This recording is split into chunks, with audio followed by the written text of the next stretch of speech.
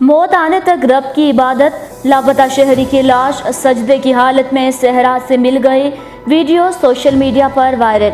ناظرین، تفصیلات میں جانے سے قبل آپ سے گزارش ہے کہ ہمارا چینل انصاف ڈیجیٹل سبسکرائب کر لیں اور ساتھ موجود بیل کے آئیکن کو کلک کر لیں تاکہ ہماری تازہ ترین ویڈیوز آپ تک بروقت پہنچتے رہیں، اور ہمیں انسٹاگرام پر فالو کرنے کے لیے ڈسکرپشن میں موجود لنک پر کلک کیجیے۔ ناظرین، رسول مقبول صلی اللہ علیہ وآلہ وسلم نے فرمایا کہ جس حالت میں آدمی فوت ہوگا اسی پر اس سے قیامت کے دن اٹھایا جائے گا۔ ہم اللہ تعالیٰ سے اچھے خاتمے کا سوال کرتے ہیں کہ وہ ہمارے تمام کام سنوار دے اور ہمارے اعمال کی اصلاح فرمائے۔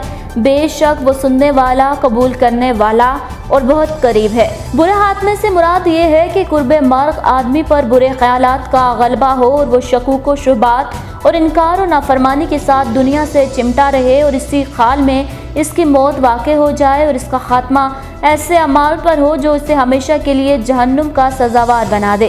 برے خاتمے بڑے بھیانک ارادوں کو عملی صورت دے دی۔ جب انہوں نے جی بھر کے گناہ کر لیے اور کوئی کسر نہ چھوڑی تو ان کے انجام سے ڈرنے لگے۔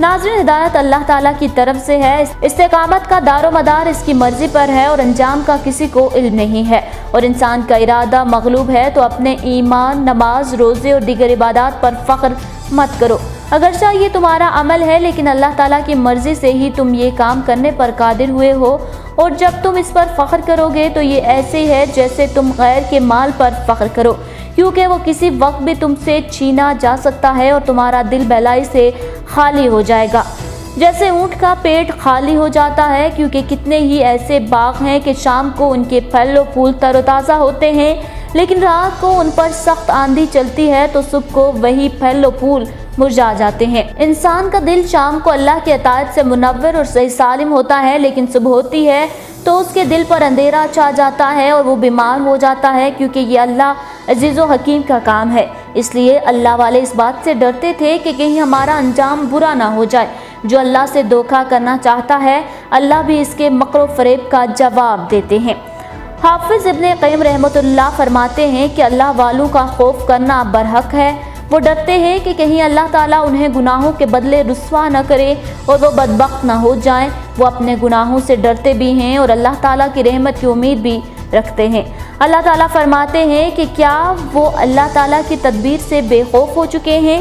یہ آیت فاسقوں اور کافروں کے بارے میں ہے۔ اس سے معلوم ہوا کہ اللہ کا بندہ اپنے اللہ کی نافرمانی بھی نہیں کرتا اور اس کی پکڑ سے بے خوف بھی نہیں ہوتا، کیونکہ ممکن ہے کہ اسے گناہوں کی سزا بعد میں دی جائے اور اس میں دھوکہ پیدا ہو چکا ہو۔ ان کے دل گناہوں سے مانوس ہو جاتے ہیں اور ان پر اچانک عذاب آ جاتا ہے۔ دوسری بات یہ بھی ہے کہ وہ اللہ تعالیٰ کے ذکر سے غافل ہو جائیں اور اسے بھول جائیں تو اللہ تعالیٰ بھی انہیں اپنے ذکر سے غافل کر دے گا۔ ان کی طرف آزمائش جلدی آتی ہے اور ان کا انجام یہ ہوتا ہے کہ وہ اس کی رحمت سے دور ہو جاتے ہیں۔ اللہ تعالیٰ سب کے گناہوں کو جانتا ہے، جو یہ نہیں جانتے انہیں اللہ تعالیٰ کی تدبیریں گھیر لیتی ہیں اور انہیں پتہ بھی نہیں چلتا، اور یہ بات بھی ہے کہ اللہ تعالیٰ ان کو آزمائشوں اور امتحان میں ڈال دیتا ہے اور وہ صبر نہیں کر سکتے، جو خود آزمائش کی ایک صورت ہوتی ہے۔ حافظ ابن رجب رحمۃ اللہ فرماتے ہیں کہ برے خاتمے کا خوف طاری رہتا تھا۔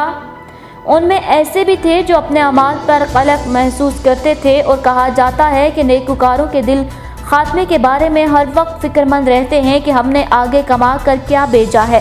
سفیان ثوری رحمۃ اللہ فرماتے ہیں کہ انہوں نے بعض سلف صالحین سے پوچھا کہ کیا آپ کو اس بات نے کبھی رلایا ہے کہ اللہ تعالیٰ کا آپ کے متعلق فیصلہ کیا ہے؟ تو انہوں نے جواب دیا کہ اللہ تعالیٰ نے جو مجھے بیان کرتے اور اپنی داڑھی پکڑ کر کہتے کہ ہے اللہ تو جانتا ہے کہ جنت میں کون ہے اور جہنم میں کون ہے، ہے اللہ میری جگہ تو نے کہاں بنائی ہے، جنت میں یا جہنم میں؟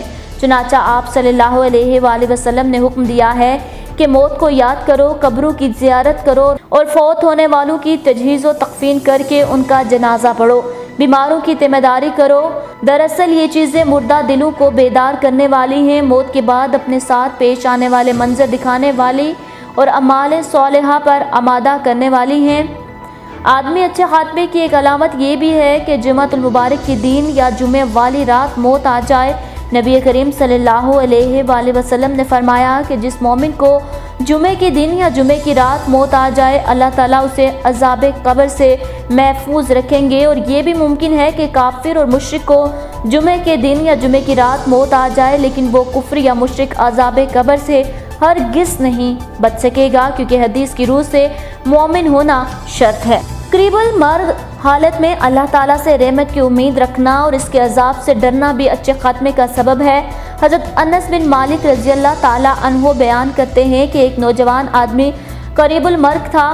حضرت رسول مقبول صلی اللہ علیہ وآلہ وسلم اس کے پاس تشریف لے گئے اور اس نوجوان سے دریافت فرمایا کہ تیرے دل میں کیا ہے؟ تو وہ نوجوان کہنے لگا کہ اللہ تعالیٰ کی قسم، مجھے اللہ سے رحمت کی امید بھی ہے اور اپنے گناہوں کا ڈر بھی ہے۔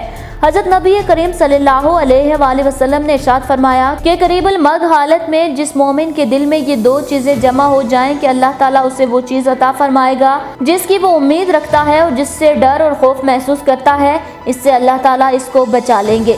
قریب المرگ آدمی کے پاس بیٹھ کر اس کے لیے نیک دعا کرنا بھی اس کے اچھے خاتمے کا سبب ہے، کیونکہ اس وقت جو بات بھی کہی جائے اس پر فرشتے آمین کہتے ہیں۔